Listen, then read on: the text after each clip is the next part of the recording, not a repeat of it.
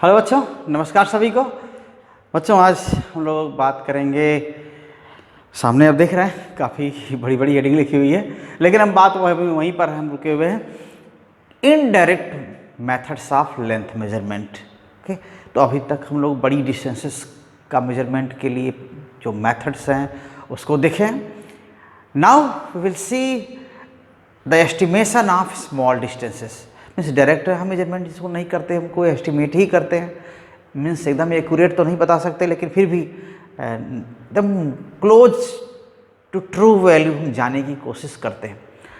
So in this measurement we take the cases of molecular sizes. हम molecule size का measurement भी लगभग कैसे करते हैं।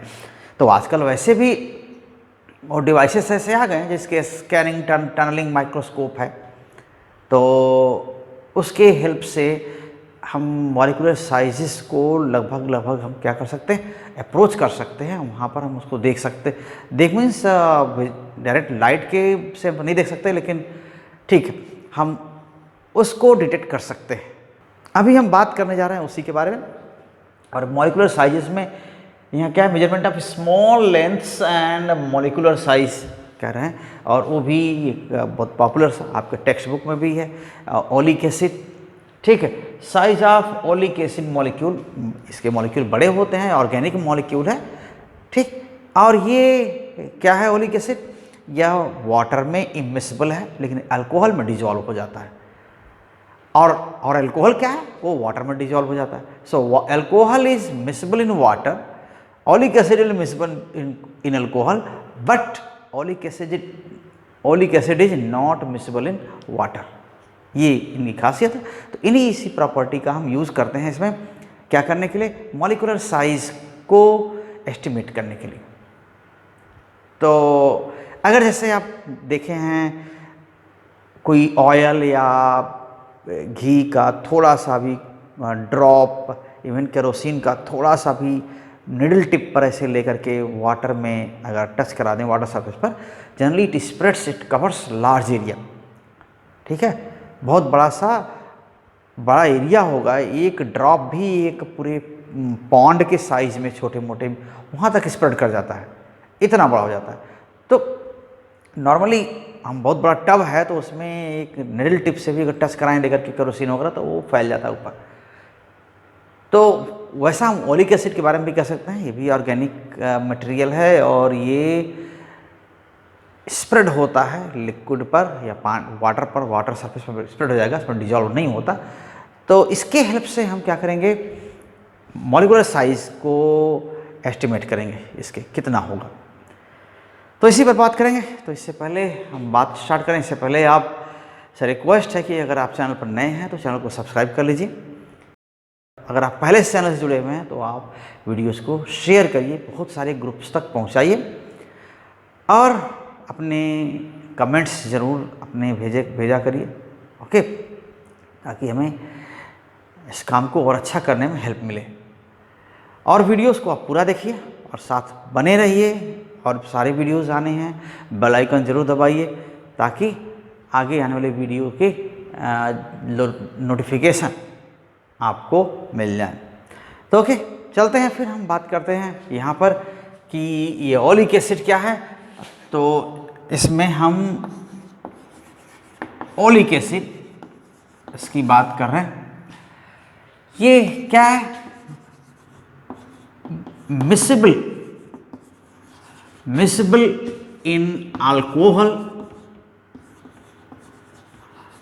But immiscible in water।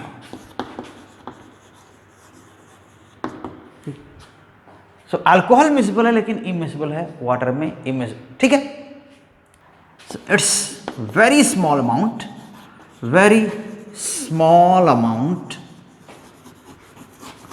Okay, spreads on the surface of water, okay, and covers large area, okay, and covers large area. तो ये बड़ी एरिया कवर करता है, थोड़ा सा अमाउंट अगर स्प्रेड कर दें तो ठीक है। और जो इसके जो थिन फिल्म जो इसके सरफेस पर बन जाती है उसकी थिकनेस क्या होती है, around diameter of one molecule. Okay, thickness of thin film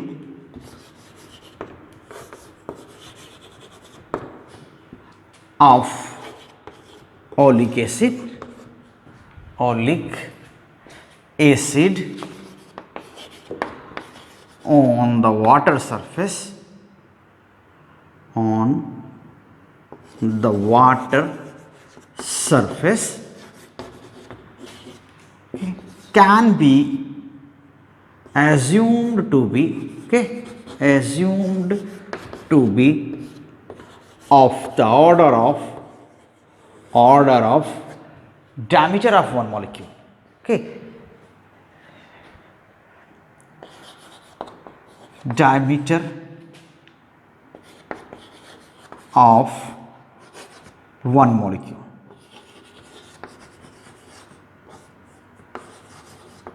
ऐसा इमेजिन कर सकते हैं कि आप ड्रॉप छोटा सा अमाउंट, अगर थोड़ा सा अमाउंट वाटर सरफेस पर अगर डाल देते हैं तो वो क्या होगा, स्प्रेड होकर के बहुत दूर तक फैल जाएगा।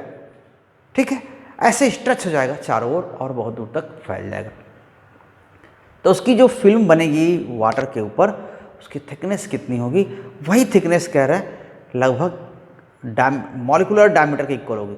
ये जैसे आप कोई राउंड शेप्ड ग्रेन्स हैं, उनका एक पाइल ऐसे करिए, उसको प्रेस करिए तो क्या हो जाएगा, ऐसे फैल जाएगा। जैसे पी वगैरह पी ग्रेन्स हैं, अगर ऐसे रखे हुए हैं पाइल में, अगर उनको ऐसे प्रेस कर दें, जैसे आप एक सरफेस है ऐसा, और इसके ऊपर क्या है, ऐसे आप रखे हुए हैं बहुत सारे ग्रेन्स, है ना, इनका पाइल कोनिकल शेप में ऐसे बना हुआ है।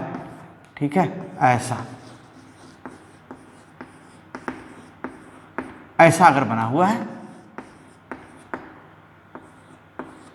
ओके, तो इसको अगर हम ऐसे प्रेस कर दें तो ये इधर उधर पुश करके क्या हो जाएगा, स्प्रेड हो जाएगा। और ये स्प्रेड होने के साथ कैसा बना देगा, सर्किल बना लेगा ऐसे सरफेस पर। अगर देखेंगे तो ऊपर से देखने में कैसा दिखेगा, ये सर्किल बन जाएगा तो कैसा दिखेगा, यहाँ पर ये सरफेस है और ये बहुत दूर तक ऐसा राउंड राउंड बन जाएगा।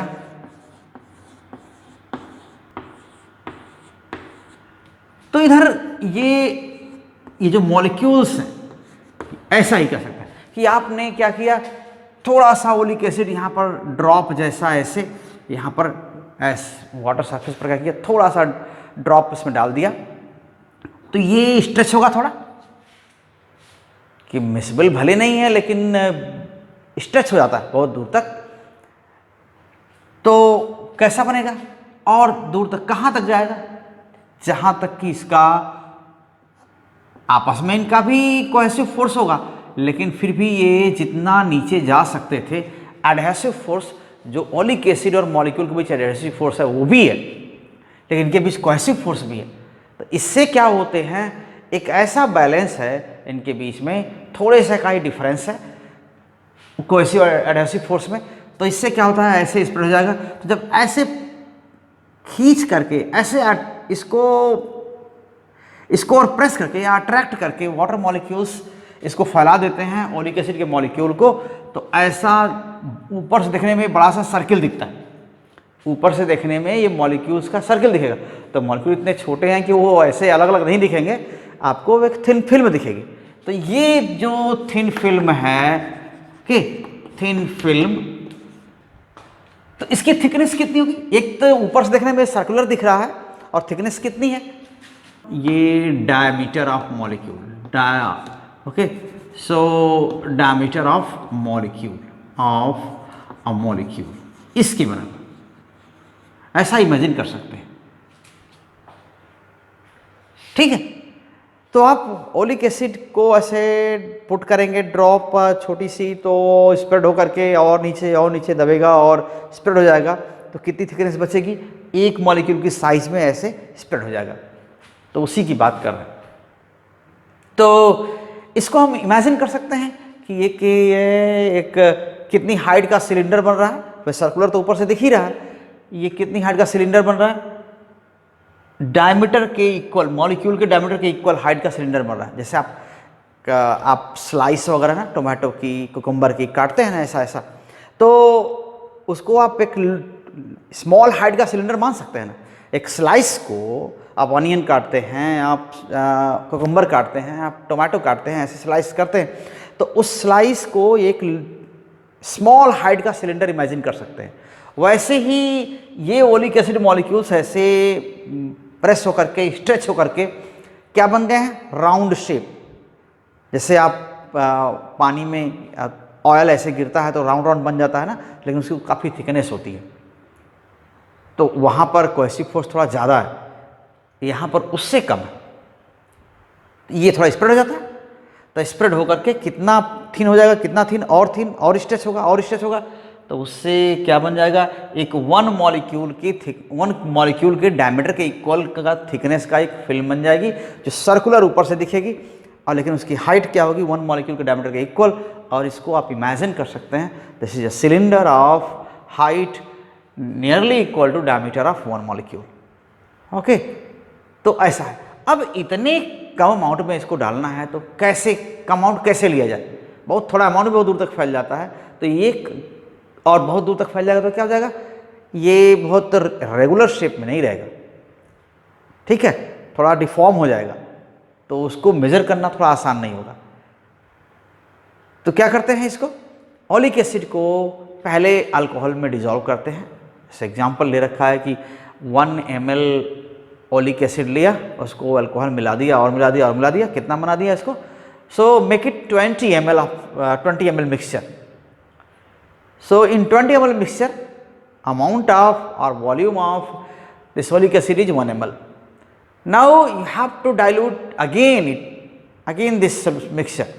Okay, so you have to dilute this mixture again by adding some alcohol, और ये कितना करना है इसको, इस जो पहले 20 ml मिक्सचर मिला हुआ था, 1 ml ओलिक एसिड लेकर के 20 ml बना दिया गया अल्कोहल मिक्स करके।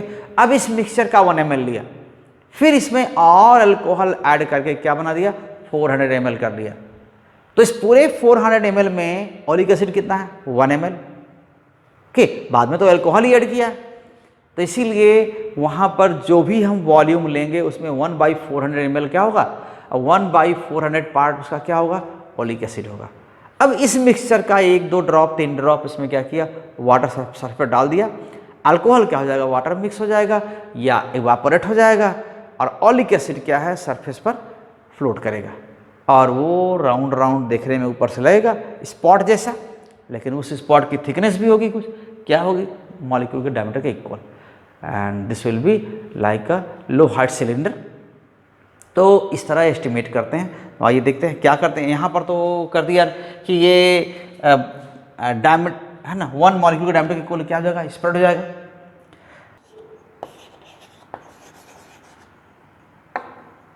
In order to take small amount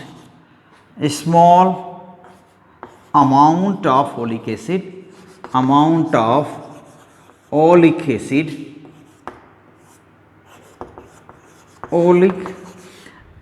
acid, okay, first 1 ml of oleic acid, 1 ml of oleic acid is added to alcohol to make the mixture,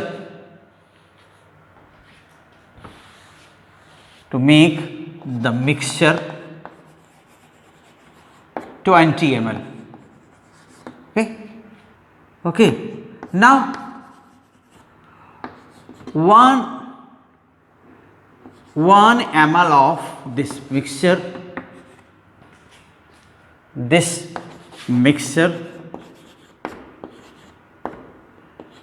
is taken and further diluted and further diluted by adding alcohol,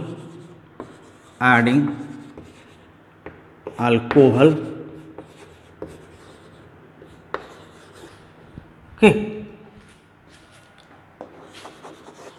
and its volume is made 20 ml again.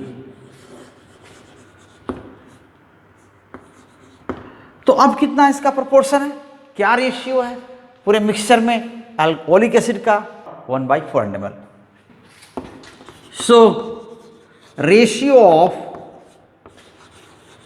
Oleic acid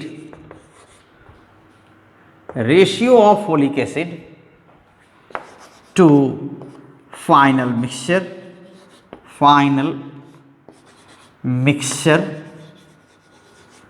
is 1/400. Okay, इतना हो गया.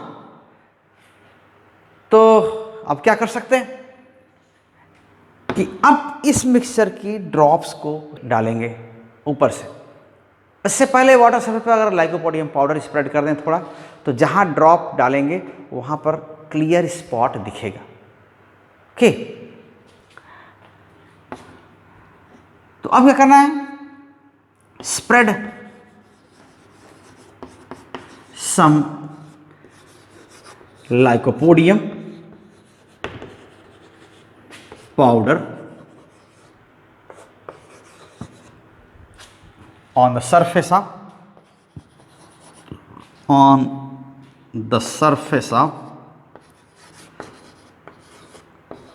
water and put few drops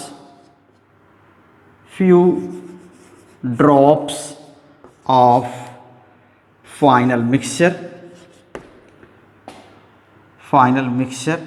Okay, so few drops means what? Say n drops. Okay, n drops of final mixture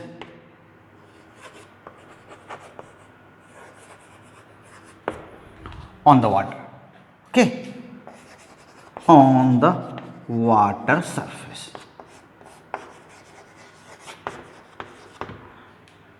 तो क्या हो जाएगा? Alcohol क्या हो जाएगा? इवेपोरेट हो जाएगा या डिसॉल्व हो जाएगा वाटर में. Alcohol gets dissolved in water.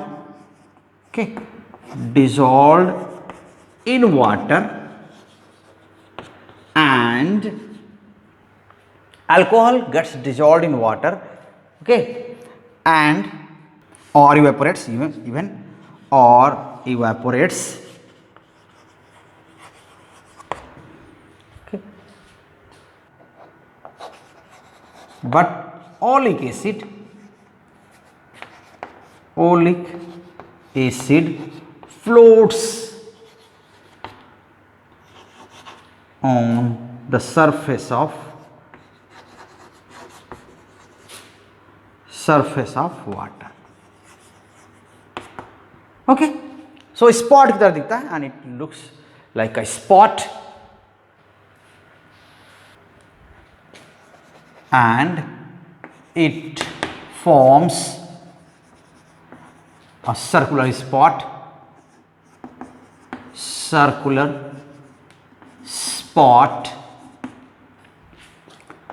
of the thickness of molecular size.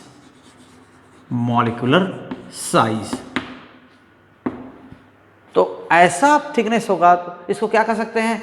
इसको हम एक इस स्मॉल हाइट का आप सिलेंडर कह सकते हैं, मॉलिक्यूलर साइज आप डी कह सकते हैं.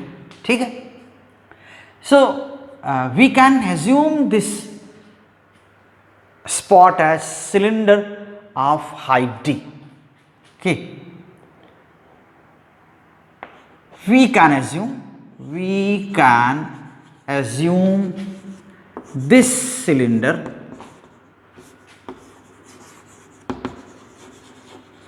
this spot as a right circular cylinder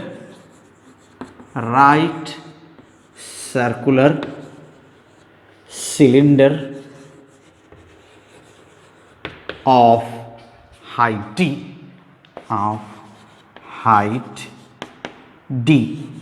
okay, तो अभी क्या है, जितना आपने वॉल्यूम ओलिक एसिड का जितना इस पर वाटर पर डाला है वही वॉल्यूम तो इस सिलेंडर का वॉल्यूम होगा। कि अल्कोहल तो डिसॉल्व हो गया और अल्कोहल नहीं रह गया तो क्या होगा, जितना वॉल्यूम इस सिलेंडर का है उतना ही क्या हो जाएगा, ओलिक एसिड का वॉल्यूम हो जाएगा पूरे मिक्सचर में, एन ड्रॉप्स में, है ना। So volume of cylinder,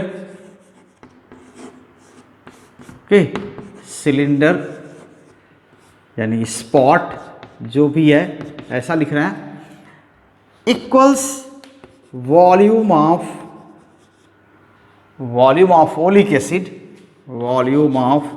oleic acid in an drops, ये डाले हैं।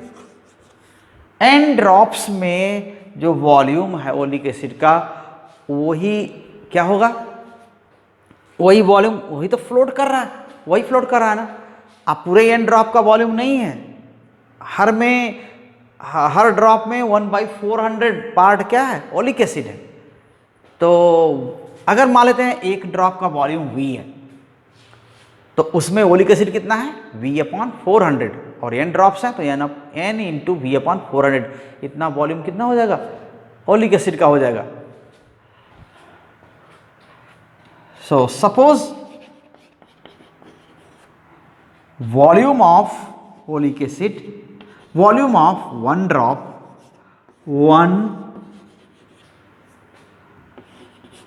ड्रॉप ऑफ मिक्सचर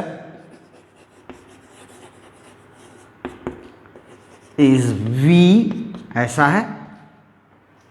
तब क्या लिख सकते हैं, देन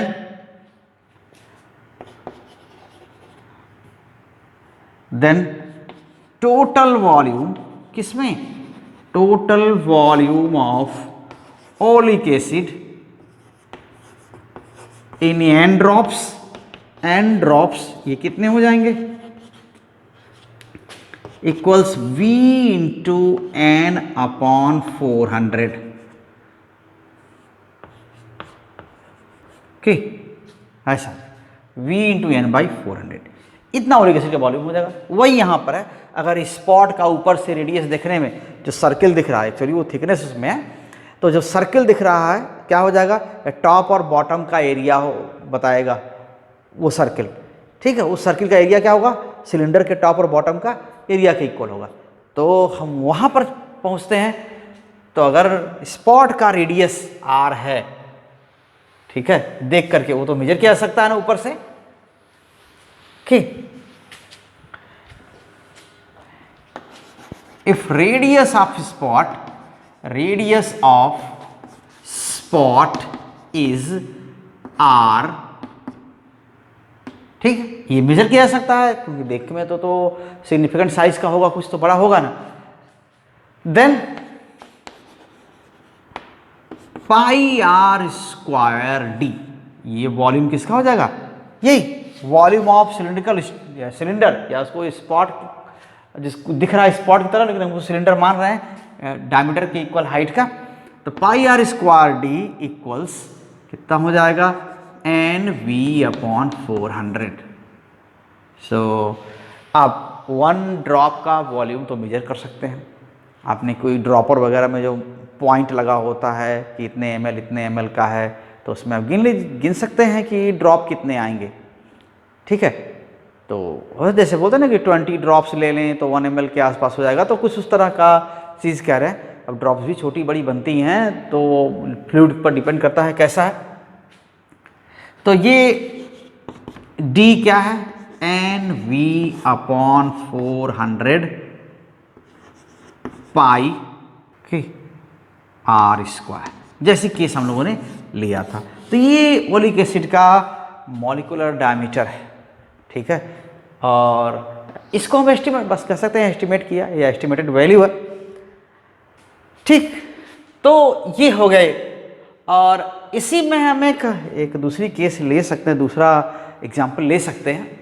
आगोड्रो लॉ के अकॉर्डिंग हम वहाँ पर लेते हैं। आगोड्रो ने बताया था कि अगर कोई मटेरियल है, निश्चित ही उन्होंने सॉलिड के बारे में कहा होगा, तो हम मान लेते हैं कि मॉलिक्यूल्स क्या हैं, पास पास आपस में सटे हुए हैं, बहुत पैक्ड हैं, उनके बीच में फिर भी गैप छूट जाता है ना, राउंड राउंड अगर होते हैं तो आइए उसको भी देख लेते हैं कि size of molecule using Avogadro law.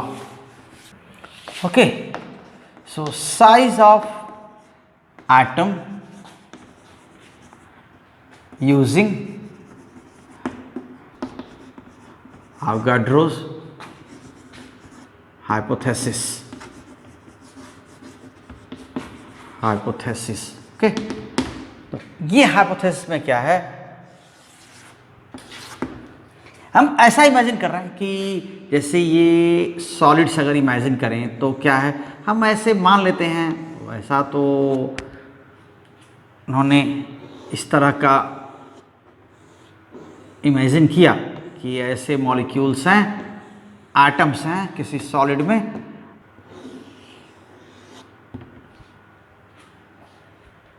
तो यहाँ पर क्या है कि ये जो स्पेस देख रहे हैं ना, यहाँ पर ये हम ये कह सकते हैं कि ये जो स्पेस है यहाँ ऐसा चारों ओर ऐसा छूट रहा होगा ना, थ्री डायमेंशनल अगर इसको इमेजिन करें, थ्री डायमेंशनल स्ट्रक्चर को, तो ये स्पेस इनके बीच छूट रहा होगा ऐसा। तो सब मिला के जो करते हैं, आगोड्रो के अकॉर्डिंग क्या होता है कि जो वॉल्यूम है इनका अपना, एटम्स हैं, ठीक है, ये एटम्स हैं, ये एटम्स हैं, इनका अपना खुद का वॉल्यूम टोटल वॉल्यूम का 2/3 है। ओके, सो एटॉमिक मटेरियल का वॉल्यूम जो है वो पूरे वॉल्यूम का 2/3 है, ठीक है ना। सो अकॉर्डिंग टू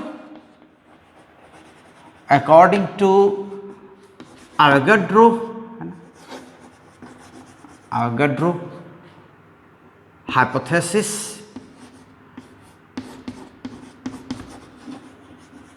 क्या है, total volume of what atoms, okay, atoms packed in a substance, okay, is 2/3 of 2/3 of, okay, of the total volume of substance, है ना, पूरा वॉल्यूम है। बीच में एटम्स का वॉल्यूम क्या है, बीच में गैप भी है ना, ये सब गैप है, तो 2/3 of the total volume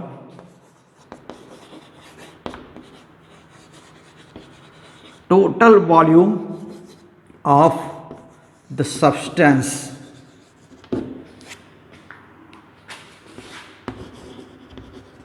हम एज्यूम कर लेते हैं, ठीक है, कि 1 मोल में, या आप कहिए कि m मॉलिक्यूलर एटॉमिक वेट है, तो उसमें एटॉमिक वेट के बराबर ग्राम ले लें, 1 मोल ले लें, तो उसमें कितने एवोगाड्रो नंबर के इक्वल क्या होंगे, एटम्स होंगे।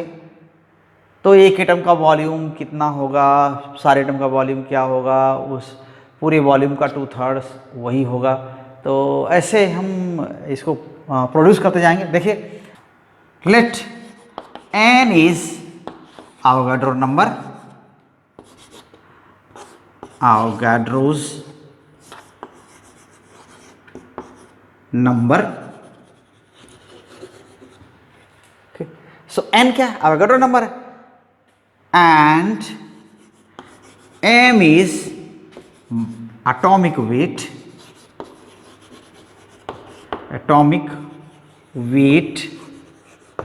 of the substance, okay. Substance क्या, उसको एलिमेंट कहेंगे और क्या। अगर एटम हम आइडेंटिकल एटम्स को एज्यूम कर लें तो फिर ये एलिमेंट कहा जाएगा जो सब्सटेंस है। तो कितना होगा? m ग्राम में कितने होंगे? n एटम्स होंगे। Then m gram of substance, okay, will have how many atoms? Will have n atoms, n atoms. So 1 ग्राम में कितने एटम्स होंगे? That is 1 gram of substance will have n upon m atoms, ठीक। अगर atomic radius r है तो एक atom का volume कितना हो जाएगा? 4/3 पाई r cube. If atomic radius is r, then volume of one atom volume of one atom is 4/3 pi r cube. हम इमेजिन कर रहे हैं कि वो स्फेरिकल होगा और आइसोलेटेड एटम है तो स्फेरिकल माना जाएगा। बहुत सारे पैकिंग में है तो फिर भी कुछ थोड़ा मोड़ा डिफॉर्म होकर के स्फेरिकल ही रहेगा। तो इतना हो जाएगा। और कितने हैं इतने एटम्स हैं n/m, then volume of n/n atoms, ये कितना हो जाएगा? 4/3 पाई r क्यूब इंटू n/m, ये तो हो जाएगा। अब टोटल वॉल्यूम हम देख लेते हैं कि टोटल वॉल्यूम कितना होगा। मान लेते हैं ये v है, कोई वॉल्यूम होगा वो तो मेजर कर सकते हैं ना। सब्सटेंस का वॉल्यूम तो मेजर किया जा सकता है और उसकी डेंसिटी हम 1 ग्राम कर रहे हैं। अगर डेंसिटी उसकी रो है तो मास क्या हो जाएगा? ओके, मास क्या हो जाएगा? रो इंटू वी, ये हो जाएगा। अब मास 1 ग्राम आप ले रहे हैं, मास तो 1 ग्राम ले रहे हैं, तो ग्राम पर सेंटीमीटर क्यूब अगर लिखते हैं तो भी ऐसा लिख सकते हैं।